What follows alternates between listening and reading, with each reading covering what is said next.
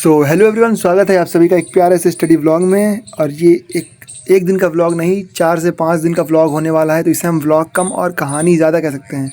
तो फ्रेंड्स, स्वागत है आप सभी का एक प्यारी सी कहानी में। इस कहानी से आप सभी को बहुत सारी चीज़ें सीखने को मिलेंगी, अपनी डेली लाइफ से रिलेटेड और अपनी पढ़ाई से रिलेटेड। तो जिनके अंदर पेशेंस है वो इस वीडियो में रुकें, और वरना जिनके पास पेशेंट नहीं है वो जा सकते हैं, क्योंकि ये वीडियो काफ़ी लंबी होने वाली है। तो ये बात है आज से 300-400 साल पहले की, जब मेरी डेली रूटीन बहुत ही अच्छी हुआ करती थी। मैं सुबह उठकर लगभग 3 से 4 बजे उठ जाता था और अपनी पढ़ाई स्टार्ट कर देता था। पहले टू डू लिस्ट बनाकर अपनी पढ़ाई स्टार्ट करता था और अपने सारे डेली टारगेट्स अचीव करता था।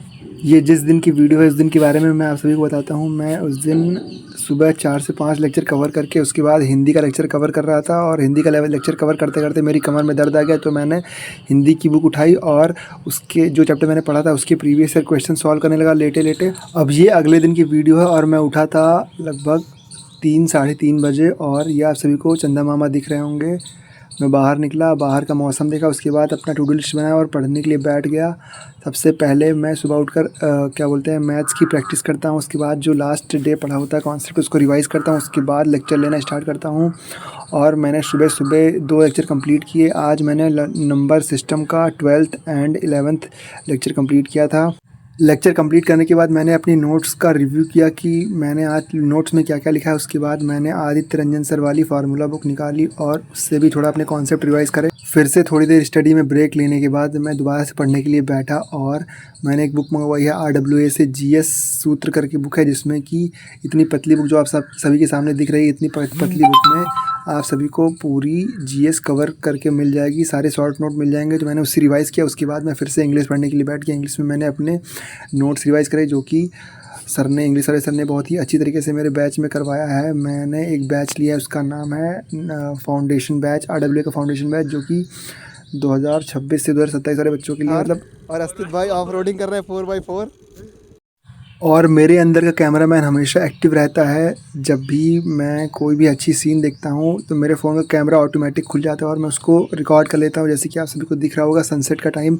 इस टाइम मैं कोचिंग पढ़ा के वापस आ रहा था अपने दोस्त के साथ बाइक पे बैठ के, तो मैंने स्लो मोशन में ये वीडियो रिकॉर्ड करी है। देख सकते हैं कितना अच्छा व्यू आ रहा है आप सभी को। और फिर मेरी अगली सुबह होती है, और सुबह होते ही मुझे ये देखने को मिलता है कि मेरी माता श्री मिल्क निकाल रही हैं। उसके बाद मैं चला जाता हूँ मार्केट, और मार्केट पे जो पुलिस होती है वो परेड कर रही होती है, क्योंकि आज होती है महाशिवरात्रि। उसके बाद हो जाती है शाम, और हम चले जाते हैं मार्केट, जहाँ पे हो रहा था हनुमान जी के मंदिर से शिव जी की बारात निकाली जा रही थी, और यहाँ से लेकर राम जानकी मंदिर तक बारात जाएगी, और वहाँ पर जो भी पूजा और अर्चना होनी होगी वो पूजा अर्चना होगी। ठीक है। यहाँ का माहौल देखकर हमारा और हमारे दोस्तों का भी मन हुआ कि क्यों ना हम शिव जी की बारात में शामिल होते हैं। तो हम लोग भी शामिल हो गए और रुक गए, और यहाँ पे मुझे बहुत ही अच्छे व्यू शूट करने को मिला, और यहाँ पे अच्छी चीज़ें देखने को मिली। यहाँ पे सभी शिव भक्त डीजे पर डांस कर रहे थे और गाजे बाजे के साथ शिव जी की बारात लेकर निकल रहे थे। आप यहाँ पे देख सकते हैं कितना अच्छा माहौल है यहाँ पे। और शिव जी की तीसरी आँख से आग निकल रही थी, जैसा कि आप सभी को दिख रहा होगा स्क्रीन पे। एकदम रियली वाला फील हो रहा था। लेकिन आज हो रहा था इंडिया और पाकिस्तान का मैच, तो हमारा मन तो वहीं लगा था कि हम कब पहुँचे और कब इंडिया और पाकिस्तान का मैच देखें। तो किसी तरीके से हम लोग जल्दी से ये सारा फंक्शन अटेंड करके और पहुँच गए अपने घर। घर पहुँचने के बाद हमने मैच देखा, जहाँ पर इंडिया ने बहुत ही शानदार जीत हासिल की। फिर हम सो गए, और अगले दिन सुबह उठकर ब्रेकफास्ट किया, और फिर हमारे दोस्त का फ़ोन आ गया। हम चले गए क्रिकेट खेलने। क्रिकेट खेलने के बाद मैंने देखा कि मेरी वीडियो किसी ने शूट ही नहीं की है, तो मैंने अपने टीममेट की वीडियो शूट की, जिन्होंने लास्ट बॉल पर बाउंड्री हिट करी थी। उसके बाद हमने ये मैच एंड किया यहीं पर। उसके बाद मैं घर वापस आया। वापस आते समय मैंने एक ऑटो वाले से लिफ़्ट ली, क्योंकि ऑटो वाले भैया बहुत ही अच्छे थे। उन्होंने मुझे लिफ़्ट दे दी, और मैं ऑटो में बैठकर, उनका ऑटो पूरा खाली था, शायद ये भैया भी अपने घर जा रहे थे, या फिर कोई किसी ने इनको फ़ोन किया होगा कि आओ भैया मेरे सामान ले चलो यहाँ से, तो वो सामान लेने जा रहे थे वहाँ। फिर मैं ऑटो से उतरा और धूप बहुत ही तेज़ हो रही थी, तो मैंने अपना शर्ट ऐसे ढक लिया। उसके बाद वहाँ से रेडी होकर मैं चला गया बच्चों को पढ़ाने। और देखिए मेरे कितने क्यूट बच्चे हैं जिनको मैं पढ़ाता हूँ। उसके बाद आज था मंगलवार, तो मैं चला गया अपने प्रभु के दर्शन किए, और वहाँ पे प्रसाद चढ़ाया प्रभु को, क्योंकि यही एक दिन होता है जब मैं अपने प्रभु के पास बैठकर कुछ देर वहाँ पे उनके साथ समय बिताता हूँ। हमारे और प्रभु के बीच में बहुत सारे रिश्ते हैं। मैं अपने प्रभु को अपना गुरु मानता हूँ। इनसे बहुत सारी चीज़ें मैंने सीखी है। पहली चीज़ तो मैंने ये सीखी है कि किसी भी परिस्थिति में हमें घबराना नहीं चाहिए, उसका डटकर सामना करना चाहिए, चाहे वो परिस्थिति हमारे अनुकूल हो चाहे प्रतिकूल हो। खेलने और वहाँ से खेल के आएंगे, देखते हैं आज क्रिकेट में क्या होता है। कल तो मैंने 56 रन अकेले ही स्कोर कर दिए थे, आज देखते हैं कितना स्कोर करते हैं। और आज के मैच में मैंने केवल एक ही बॉल डॉट करी थी, बाकी सभी बॉल्स पे हम और हमारे ओपनर ने मिलकर हिटिंग करी थी। और इस हिटिंग के चलते हमने टोटल 76 रन्स चेस कर दिए थे 20 गेंदों में, जिसमें कि मैंने एक बॉल डॉट कर दी थी।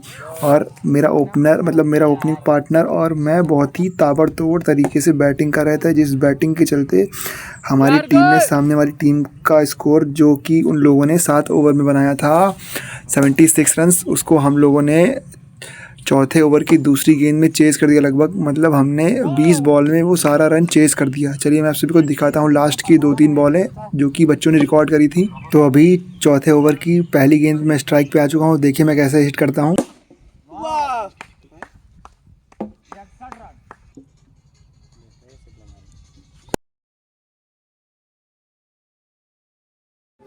और वहाँ से वापस आने के बाद मैं अपने बाबा को लेकर चला गया था बैंक। यहाँ पे बाबा को काम था, पैसे निकलवाने थे, तो मैं उनको लेकर आ गया था बैंक। और बैंक में हालत ऐसी हो रखी थी कि जो बैंक का मैनेजर था, जो पैसे निकालता है, वो था ही नहीं और बहुत ही ज़्यादा भीड़ थी। वहाँ से किसी तरीके से हम लोग पैसा निकलवाए और चले आए घर।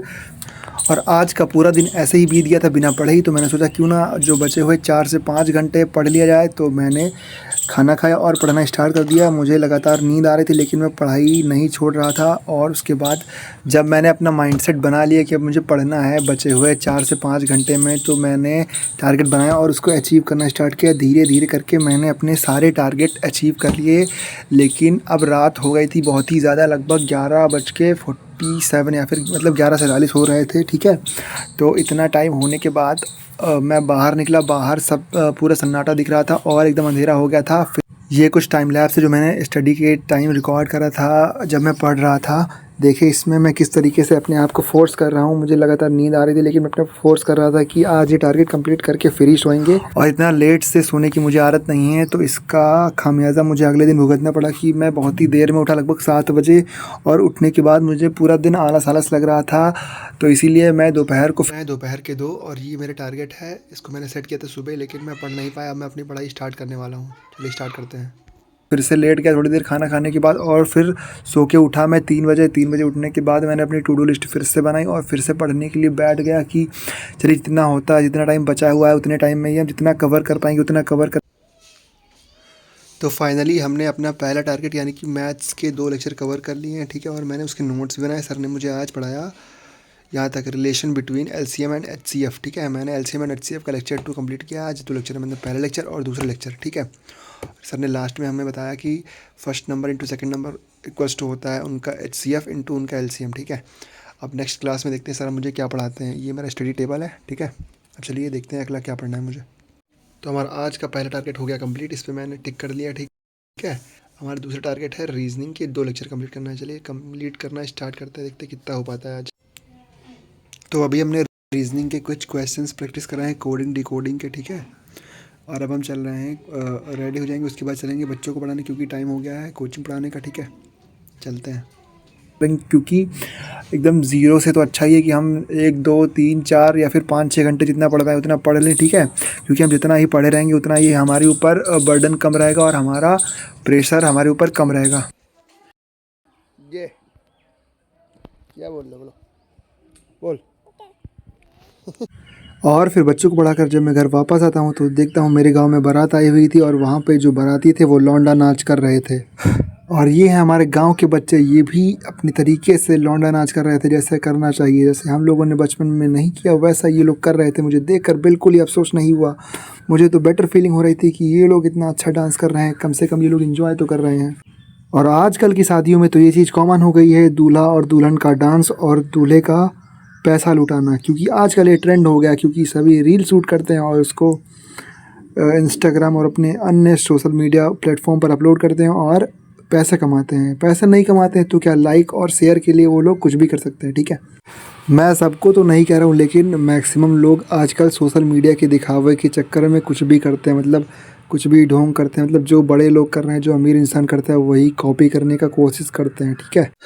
अब बात करते हैं अगले दिन की, क्योंकि है हमारे यहाँ भी शादी, तो हम लोग कर रहे थे साफ़ सफाई अपने द्वार पे, और इस फावड़े से मैंने इतनी सारी घास साफ़ की। उसके बाद हम लोग चले गए शॉपिंग करने के लिए, और इसमें सबसे ज़्यादा शॉपिंग मुझे ही करनी थी, क्योंकि सभी लोग शॉपिंग कर चुके हैं, लेकिन मेरी ही शॉपिंग नहीं हुई थी। चाचू को केवल शूज़ खरीदने थे, और नितिन को भी शायद शूज़ खरीदने थे, या फिर नितिन को कुछ भी शॉपिंग नहीं करना था। तो हम लोग जा रहे थे बहराइच, और बहराइच के रास्ते में मुझे मिल गया मेरा बचपन का स्कूल, जहाँ पे मैंने 10th तक पढ़ाई करी हुई है। ये है संत पथिक विद्यालय। अगर आप सभी यहाँ से रिलेटेड हैं, या फिर आप सभी बहराइच से हैं और इस विद्यालय को जानते हैं, मतलब ये मेरे स्कूल है जहाँ मैं पढ़ा करता था, अगर इसको जानते हैं तो प्लीज़ कमेंट बॉक्स में बताइए। अगर आपने इस स्कूल को देखा है और आप सभी को बाहर से देखने में कैसा लगता है, आप सभी कमेंट करके मुझे बता सकते हैं। तो सबसे पहले हम पहुँच जाते हैं बाटा के शोरूम में, और वहाँ से चाचू के लिए लेते हैं शूज़, फॉर्मल शूज़, ठीक है। चाचू शूज़ ले लेते हैं, और मेरा लुक कुछ ऐसा था, और नितिन ये अपने लिए भी शूज़ देख रहा था। मैं बहुत ही ज़्यादा दिनों के बाद शॉपिंग करने आया हूँ, क्योंकि मैं लगभग 1 से 1.5 साल हो गया मैं शॉपिंग करने के लिए घर से बाहर नहीं निकला था। मैं ऑनलाइन ही कुछ भी ऑर्डर कर देता था, लेकिन इस बार शादी थी तो हम लोगों को देखकर अच्छा सामान लेना था, क्योंकि ऑनलाइन में हम लोगों को इतना भरोसा नहीं है। तो हम लोग चले आए उसके बाद ट्रेंड्स पे हम लोगों ने बहुत सारी चीज़ें देखी, और जो भी पसंद आया उसकी फ़ोटो क्लिक करी, और कुछ चीज़ें ख़रीदी भी, और कुछ चीज़ें बाद के लिए पेंडिंग छोड़ दी कि हम बाद में आएंगे तो ख़रीदेंगे। फिर मैंने ये वाला शूज़ ख़रीदा अपने लिए, और ऐसा ही ब्लैक कलर का अपने चाचू के लिए। फिर नितिन यहाँ पे स्नैप बना रहा था कि सारी शॉपिंग इसी ने की है। फिर वहाँ से घर वापस आते आते हो गई थी शाम, और घर पहुँचकर देखा तो इतने सारे मेहमान थे, और हम लोग खाने के लिए बैठ गए, और यहाँ पे बुआ और चाचा चाची सब लोग खाना बना रहे थे, और कुछ लोग खाना सर्व कर रहे थे। लेकिन इतने सारे मेहमान देखकर मैं तो कुछ नहीं। फिर अगले दिन सुबह होती है, और हम लोग रेडी होकर खाना वाना खाकर फिर से निकल जाते हैं शॉपिंग के लिए, और वहाँ पे हमें मिलती है बहुत ही ज़्यादा ट्रैफ़िक।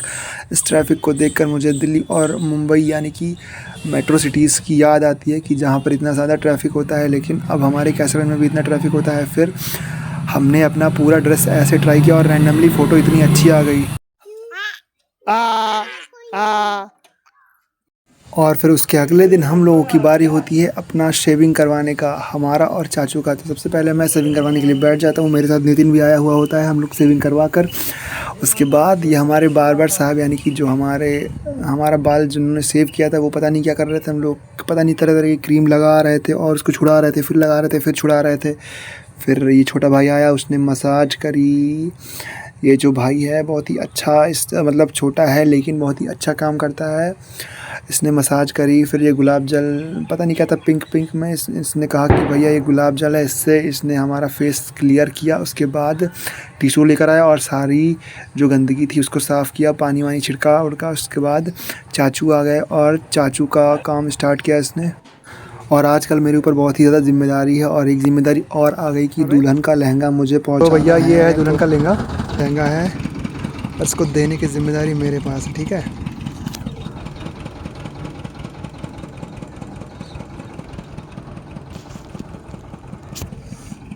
और लहंगा पहुंचाकर मैं फिर से पहुंच गया चाचू के पास, और यहाँ पर देखा कि अभी भी काम इनका ख़त्म नहीं हुआ है, और फाइनली कुछ देर के बाद इनका काम ख़त्म हो चुका है, और ये फाइनली लुक है।